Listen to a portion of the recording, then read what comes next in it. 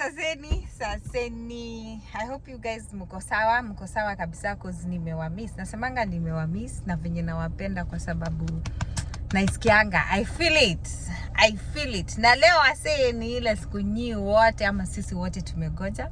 Kevo ako hapa na atatuambia story yake. Subiri iliwacha pe yangu. Kevo atatuambia story yake.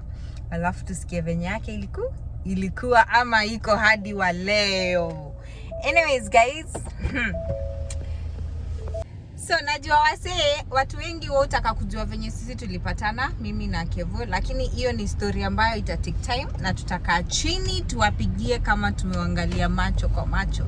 For now tunataka ama ajibe hiyo ita take time. Yeah, ita take time. Like hata hujasalimia watu, siwasalimie kwanza. Mambo ni aje wase? Msijali, ni katoto nilikuwa nachekesha huku, lazima upatie pedestrians right of way. So kama nasikia ndio mimi hapa himself ndio anajitaka himself baba watoto hapa na baba watoto. Yeah, so leo tunataka babe tuambiaje how was it like for you kuja Germany, expectation versus reality. Alafu you came to me, niliambiwa watu we had two options, me kwenda kwenye ulikuwa na wewe ukuje kwangu. And as an African man, kutoka kama we mwanaume kwenda kwa dem, watu wengi hawanangi kiwa rahisi. Yeah. So how was it like for you? Vile tu umesema tulikuwa na options mbili. Unajua, kwa nilikuwa so to say nilikuwa na job. Nilikuwa na vizuri, nilikuwa nalipa vizuri, nilikuwa naishi maisha yangu poa. But for aspects za kwanza familia, haikuwaga advisable, ilikuwaga going for. And for me to consider kukuja huku actually ilikuwaga tricky because babe, as you remember tulipaka tumedecide tunaweza enda Australia. Yeah. As in ndio tupatane mahali neutral because hiyo kitu bado ilikuwa still fresh in me. As in mimi kukuja kwa mwanamke, unajua, going to a woman's place, unajua. So it was a challenge, but having been outside Kenya for a while, na kukuja huku haikuwa that challenging because unajua the moment umeenda nje unapata that exposure. So it was as just a slight challenge. I wouldn't say it was that big of a challenge, but yeah, ilikuwa ni kitu nilikuwa na deal now because unajua sometimes unapatana na primitive people.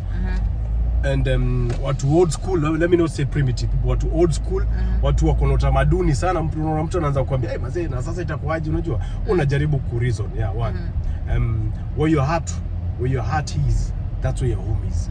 That's where your home at. So yeah, vitu zingine ilikuwa na bidi na brush off.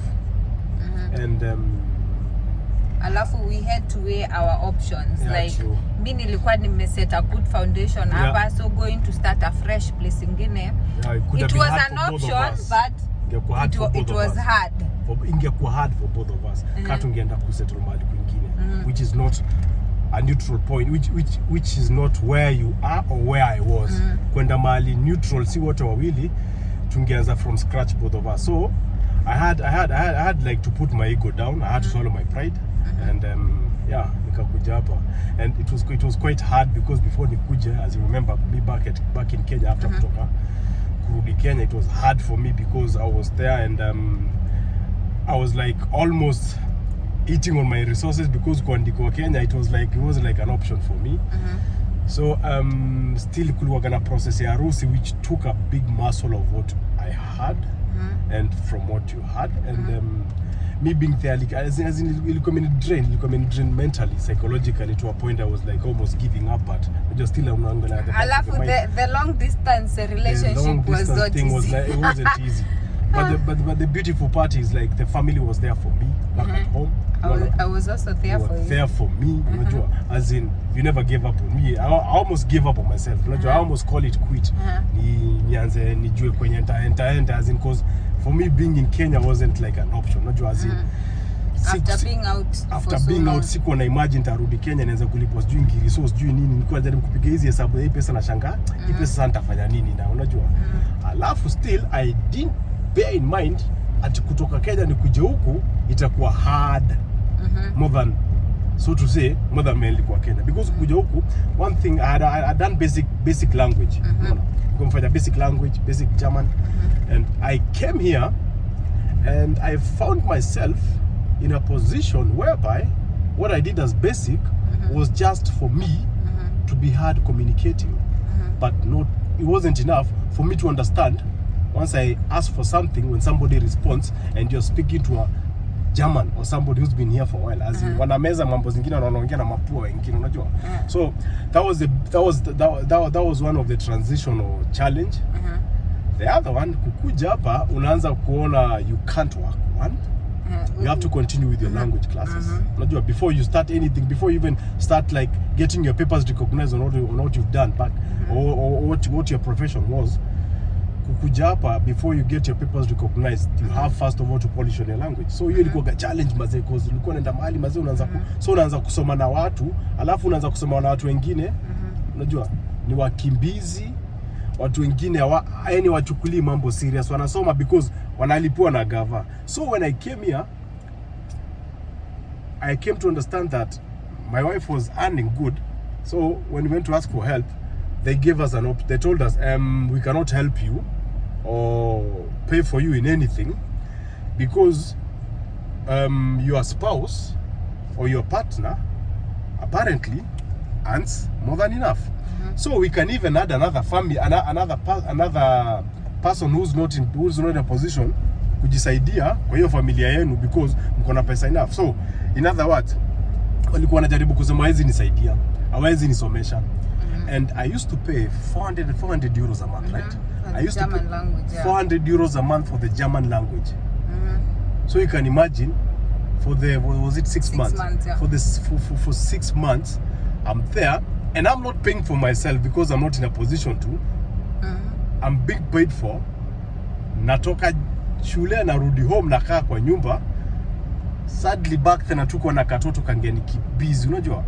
So and how was it like hata hauna job, so ukitaka kitu unaambia wife nipatie? How was it like? It was hard because to some extent I was like going back home, unajua. I was like calling back home and trying to talk to my family, my bro, my sis and my mom, and mzae kuuliza ni aje sasa kutaendaje, as in kujaribu kuongea na wao, as in nijue how to approach you as my wife, as in it was a challenge because I remember you, anakumbuka tukiongea joy story, as in mpaka sometimes ulikuwa unaniambia ni aje kuna pesa nimekelea hapo, and I was like sawa, unajua ile na attitude because na feel mazee hii situation gani tena, unaona. So it was really hard. It was mtu wangu hata mwezi amini. It was a big challenge. Hata wezi enda out. Unaenda out na nini? Sijui watu, unajua I was still new here, so the people I knew they were connected with you. Alafu watu wengine atu click na watu wengine hatuna vibe na, unaona. As in not because they are friends they are friends, we have to be friends, unaona. So ilikuwa challenging because mimi nimeacha crew yangu mtaani, nimekaa hapa hivi, nimeanza kupatana na crew wengine, watu maybe I'm click, so ilikuwa shida because hata sometimes unapata mtu anakuambia naje kama tuende, because there are people who used to understand me, unajua hapa nimekuja mimi ni mgeni and all that. So anambia naje unaweza kama weekend tuende, so you're going but you're feeling, alafu nilikujaga ka winter kakianza, unasikia hiyo baridi, unajua huwezi toka kwa nyumba, unaona. So and it was hard. Alafu juu kwa kunanga sijui story, wife ndiye anapika, anaosha, anafanya hivi na hivi. How was it like for you kuja unapata hii situation hiyo? Hiyo kwangu haikuwa hard vile because nilikuwa nimeishi solo, and I used to solo, I used to do most of the things on my own. But so yuko na bibi na understand. Kikenya, unajua that's why nimesema situation yangu ilikuwa a bit different because ilikuwa unajua, here's the thing, it's not about even mostly about exposure. It's about you having this primitive mind. As in mimi ni mwanaume inamaanisha nini? Ama wewe ni Mkikuyu. Wewe ni Mkikuyu inamaanisha nini? Unajua, as in you should always know.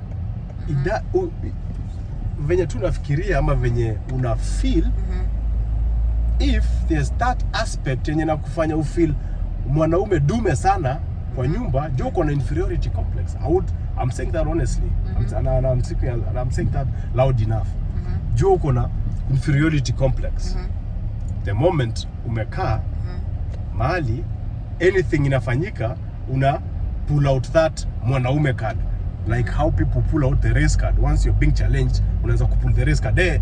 Unanifanya hivyo because mimi ni mweusi. Unaniambia nifanye hivyo kwa nini na mimi ni mwanaume? Una get? You do that, that's your last card. That's your joker, unajua? That's like using your queen, unajua? Exposing your pawns, unaona? So, and as in mimi kuaga challenging start, although wacha nigeuzie watu kwanza, alafu history ya mimi kukwambia ufanye kitu ama hivi, unaona mimi ndio na make maybe decision ama hivi, haikuwa challenge kwako?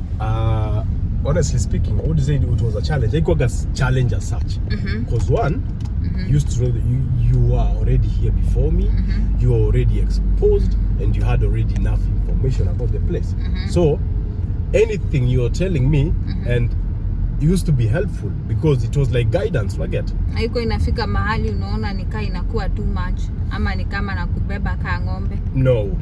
No, hata sikuwa feel, hata sijai feel hivyo, because one thing, if you don't know, if unajua vizuri hujui kitu, na yule mtu anakuambia kitu na kusaidia, you're not supposed to feel that. The only way you can feel that is if unakomandiwa kufanya kitu. But if you're asked to, and if you're given, like kama unaambiwa ufanye kitu and you know that one very well at the back of your head, that ile kitu unaambiwa ufanye itakusaidia, then why not?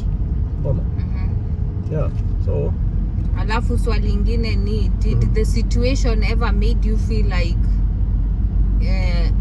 less of a man, like an African man, like the whole situation, mimi kwenda kwa wife yangu, mimi kwenda kuanza maisha afresh, mimi kwenda kuanza kazi, unajua lazima we had to sacrifice ourselves siku moja juu tulikuwa tunajua what's coming.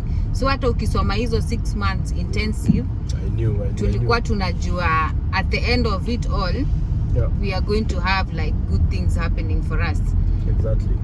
As in, I never used to feel as, because as you know guys, there's a saying, kuna kitu nilikuwa nachana nikiambiwa sana nikiwa shule, and I remember that was siwezi kumbuka vizuri, was it Mrs. Karaoke or Mr. Karaoke? There was a couple back at school. There was Mrs. Karaoke and Mr. Karaoke. One of them always used to say, a change is as good as a rest. And I knew very well the change which I was experiencing was like a stepping stone, because at the moment I was resting, waiting for a future. So it never messed me up. It never I kunikula ilinifanya ni feel so much challenged to an extent nilikuwa na feel, why didn't we take this option soon enough, before, because before I ended my contract where I was, you could have like done this process, ningekuja hapa nikiwa well more prepared.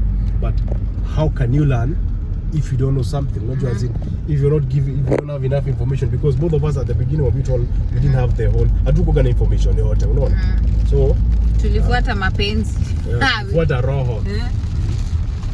Wase mnaona kunanyesha, hebu imagine hii ati tuko sama na saa hii kunanyesha. You can go either. So it's a challenge, and alafu sasa challenges are there to make you stronger. Alafu sasa nikuulize, umemaliza 6 months za kusoma Kijerumani. How was it like kupata kazi? Actually it was like easy. It was like snap of a finger, because as in I was in sales before, and I came here, I got into auto sales. Unajua huku, as in being here, there's so many car companies. So I went there with my English.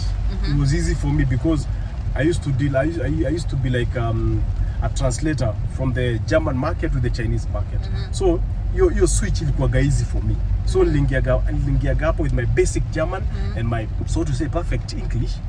They just took me like that. And ilikuwa so much easy because there was offers there. You go to China, you go do some training, you come back here, you train the Germans who speak good English, who speak a bit of English, and you'd like translate the quality control dockets into German. It was quite interesting. Haikuwaga hard. Unajua haikuwaga hard. Kwa hivyo huku Germany ukiwa umelearn German language na unajua ni nini unataka kwa maisha, it's very easy kupata kazi. It's very easy. Na makazi ziko. Kazi ziko mob. Yeah. Kuna history imetokea babe ya watu skilled workers wanaweza kuja huku Germany kufanya kazi. Yeah, true. Na kuna hii part inasemekana that si lazima usome Kijerumani. What would you say? I would say if unasema sio must, ujaambiwa you're not supposed to, just get the keywords. Hawajakwambia you're not supposed to learn German. Then they said German is not required. But just do one thing, you'll be here as a professional, but your social life will be dull. Not even social life. Let's say umekuja na IT. Now we have so many Germans when you wamefanya IT. Yeah, that's the thing. Babe, get the concept. Job, wanakuongelesha kizungu because they are obligated to, because even them being employed there, they have to speak English. So, they have to speak English. I get. But wewe hujui Kijerumani. So, your tea time, that small talk they do. That small talk they do. That small talk they do. You're not included in it. I get. So at the moment wamemaliza job, wameenda pale hivyo, labda you're having meetings sama, labda mekaa hivi wameanza kuongea, hawata kusegregate, hawata kuweka kando. They'll start talking and then you'll feel out of place. So you just follow in, you smile back and it goes on. Inafika mahali wewe unafeel uko out of place. So you'll be pushed eventually to do the German language for that basic and for that social life here in Germany. Yeah. Alafu another thing, hii visa si eti ni lazima upate job ukiwa home. Unaweza pewa visa ukuje huku Germany utafute kazi ukiwa huku. My point is, tumesema wewe umetoka Kenya unataka kutapata job ya IT na hauna German language, na kuna mwingine ametoka India amesoma German na ako that's an added advantage. Alafu he has more chances than you. Wajerumani they don't like speaking other languages. So kama venye Kevo amesema, socially utakuwa peke yako. Because unapatana na Mjerumani anaongea Kizungu, but since you're in their land, unamuulizaga kitu, unamwambia you speak English, anakuambia no, I only speak German. Na amekwambia hivyo na kijina Kizungu. I only speak German. What does that show you? They are so much proud of their language. So you have to learn their language. You like it or not. So hata ukiambiwa umekuja hapa hivi ati ni professional wako na umeambiwa uhitaji Kijerumani, umeambiwa uhitaji, amekwambia usikai soma, hajakwambia hautaitumia, amekwambia na letter most of them zinaandikangwa na letters zinakuja brief zote. So that's another extra expense yenye utakuwa nao, because lazima utakuwa unaenda kwa watu wa kutranslate, wanakusomea each and every letter. And mind you, hapa Germany ni land of paper.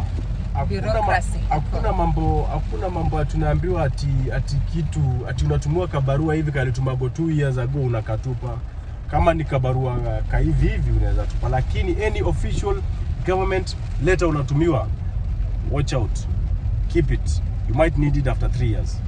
You might need it after 4 years. Maybe you need a permanent stay huko, anakuambia tulete barua fulani tulikupatia. Again. So as in, alafu kama wewe mtu mwenye amekuwa huku, kuna watu wanasemanga Kijerumani ni ngumu, nitalao somaji. What would you tell like people wenye wanataka kusoma Kijerumani lakini wana feel like ni ngumu? German, basic cardinal rule in any language you want to study ama unataka kusomea, inakuwa interest. Unaweza kuona soma because umeambiwa usome. Trust me, it will be so hard for you. Utakuwa unashika kitu, unajua? Utakuwa unashika kitu. But the moment kama umeput interest to it, wewe ndio unakuwa umejituma. So you mpaka you do on your own some private lessons, unaona. So the thing is interest. The moment umeweza kusoma language, unaweka interest, and it will be easy, trust me. Inakuwa ngumu venye wakisema, but the interest. So swali ya mwisho babe, na najua of course watu wako na maswali mingi kuliko zenye mimi nakuuliza. Baby wanaweza weka hapa kwa comment section, tunaweza tukirudi back again tunaweza jibu hizo maswali. Swali ya mwisho yenye pia mimi naweza penda kujua. Ulikuja Germany by the time ulikuwa unakuja tulikuwa married. Yeah, true. So venye ulikuja huku haujaiona hii wazungu kafikiria naweza pita naye moja. Kwanza saa hii sama si wanatembeanga haga moja ikiwa nje. Hujaiona kamoja unasema mimi nitasema hivi as in it's what your heart goes for. Honestly speaking, mimi nitakwambia as in with the white people I wouldn't say staki ku profile. Nataka hii kitu ikienda huko hivyo kwa internet ikuwe so much polite na ikuwe so much understood. Wacha kufikiria watu wa internet.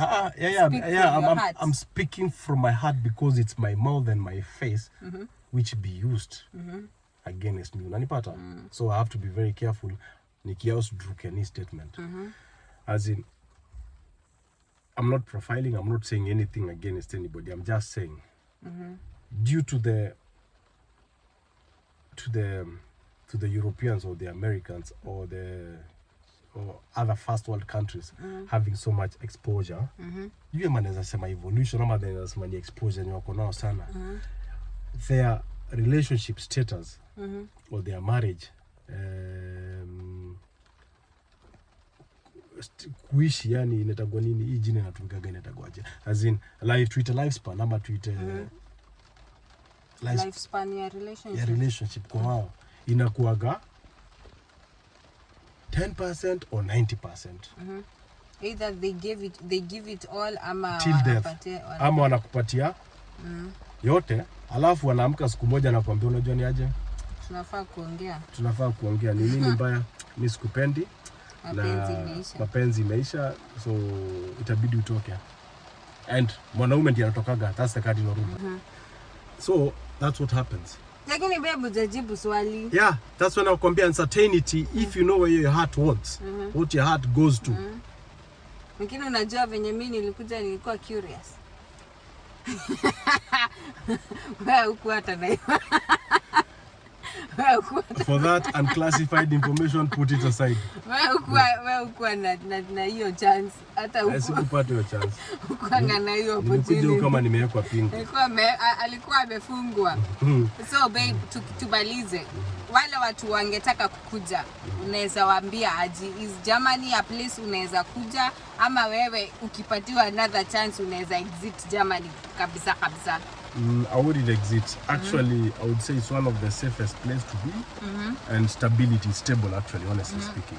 As in, if you want security and you want to be stable and know very well you have a sure and safe future, Germany is a place to be.